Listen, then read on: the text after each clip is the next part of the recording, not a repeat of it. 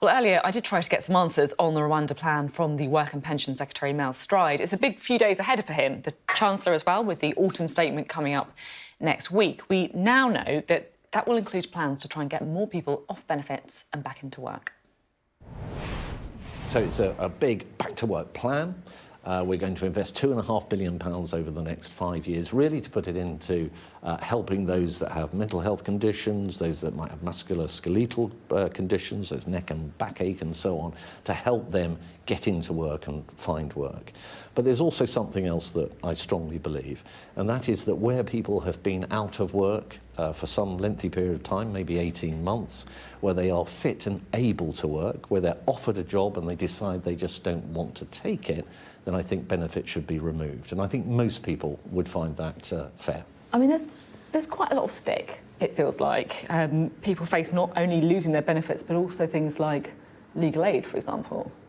Well, that would be under the circumstances where somebody has has had a sanction, an open-ended sanction, has not re-engaged with the job centre for 6 months and is not receiving any other benefits. It seems to be not unreasonable, if they really haven't re-engaged for a 6-month period, that we should take away those passported benefits that you're referring to. And you're going to be tracking people's attendance as well at things like job fairs, interviews. Yeah, yes, absolutely. How are you going to do that? Look, I think because we've put in systems that allow us to do that now, and whether people go to interviews and so on, we have systems that have now been put into place. But look, I think it's absolutely right. I think most people would think it was entirely reasonable that if somebody can work, if they're receiving out-of-work benefits, that they have a duty and a commitment to be serious about looking for a job.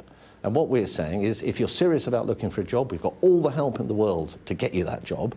But if you're not serious enough about it, then, you know, the benefits may be sanctioned. And I think that's quite reasonable. Another thing you've been looking into recently is getting over 50s back into work. Yes. I did quite enjoy the gag made by your Labour counterpart, Liz Kendall. It turns out the government can get the over 50s back to work just only if they're former prime ministers.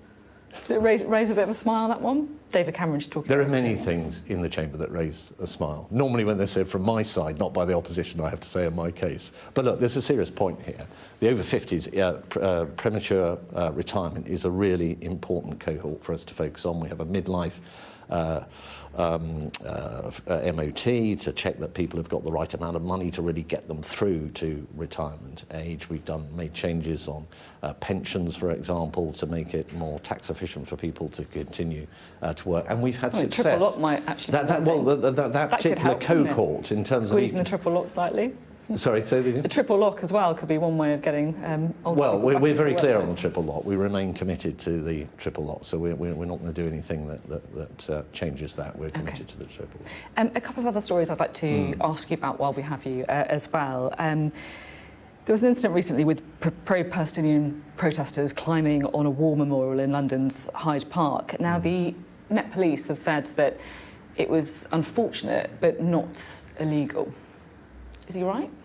Well, I'm not going to dive into opining on operational matters in the case of the police, other than to say that the government, the Prime Minister... Well, the government's been very clear that, you know, there are clear laws around incitement and hatred and discrimination and anti-Semitism and so on and so forth. And we expect the police to be robust in making sure that they deliver on any breaches of those particular elements of the Public Order Act or other legislation.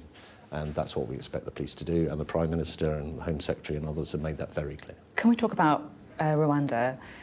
Because last night I spoke to your colleague, Robert Jenrick. He told me that he could guarantee that flights were going to leave to Rwanda with asylum seekers on them before the next election. But this morning, Jeremy Hunt has said that there can be no guarantees because legislation needs to pass Parliament. So who's right? Well, I think what is right is that there certainly need to be now a number of steps that we take in order to get ourselves in a position to have flights leaving That's for an Rwanda. answer to a completely different question. The question I want to work out is, can you guarantee that flights are going to leave next year? I am confident that because we have done a lot of hard thinking well in advance of this judgment, because of course we didn't know which way the Supreme Court judgment would go, that we've done all that hard thinking to make sure that A, we're concentrating on a new treaty arrangement with Rwanda, which will move us on from our current situation, and B, that we have this emergency legislation to go through Parliament such that we end up in a position where we are able to commence those flights. And I'm confident that we'll be able to do that. And the main reason why I'm confident? I mean, that could be anything, couldn't it? I'm confident. You could be quite a little bit confident, really confident. Are they going to? Are flights going to? I'm prepared to say I'm confident. No, I'm confident because I'm confident that the Prime Minister, who's a highly analytical, methodical thinker and gets into all the detail, and that he and the Home Secretary have a clear plan that has been worked up through time. This isn't something that's just suddenly been pulled out of a box at the last minute. This is something that's been thought about over many, many weeks and months. And I am confident that we'll get there. So given it's been thought about so long, I'm hoping you might be able to answer my next question, which is what on earth is going to be in the emergency legislation? We know that it's going to declare Rwanda to be a safe country to send asylum seekers to. Is it also going to be talking about the European Convention on Human Rights? OK, so the answer is I don't know exactly what will be in that legislation. You wouldn't expect me. And is that because you don't know personally, because of your ministerial brief, or because it hasn't been decided yet? Well, it's something that it's an area of government policy that I have no particular locus on, and you wouldn't expect me as the Secretary of State for Work and Pensions to have been spending lots of time working up legislation for the Home Office. So, I could probably expect you know, if you're confident that flights are going to leave next year, to know if there's going to be something on the European Convention on Human Rights. That feels quite important. No, my confidence is based, as I say, on the fact that I know that these matters will have been thought through in great detail. I have great confidence in the Prime Minister in particular, who, when he looks at an area, tends to come up with workable solutions. And look, let's look at the evidence to date. We have a situation where the number... No one's left Well, no, but overall, if you look at the problem of breaking the gangs and stopping that flow of illegal migration across the short Dover Straits, that's down by a third compared to last year. That's the first year since we've had this problem where the numbers have gone down. And you look at what's happening in the rest of Europe, where the numbers have been going up, particularly in France and Germany. So I think we have already demonstrated that actions we're already taking are having an effect, but I am confident that the government has carefully thought through, well in advance of this judgment, the next steps that it should take with Rwanda. Now, you know Rishi Sunak really well. He's a friend of yours. You're close political allies. Who is he as a Prime Minister?